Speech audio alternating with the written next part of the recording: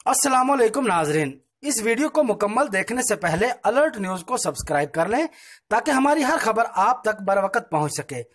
नाज़रीन, वज़ीर मुमलकत फैसल वाडा के बयान को लेकर जहां उम्मत मुसलमान में शदीद गम और गुस्सा पाया जा रहा है, वहीं बहावल नगर के एक शहरी ने दरख्वास्त दायर की है। दरख्वास्त गुजार ने अपना मौक़िफ़ ये बयान किया है कि एज ए मुसलमान उसके जज्बात मजरूह हुए हैं, इसलिए फैसल वाडा के खिलाफ कानूनी कार्रवाई अमल में लाई जाए। नाज़रीन, आगाह करना चाहूँगा कि वज़ीर मुमलकत ने अपने बयान की वजाहत पाकिस्तानी मीडिया चैनल्स को दे दी है, जिसमें उसने वाज़ह तौर पर यह कह दिया है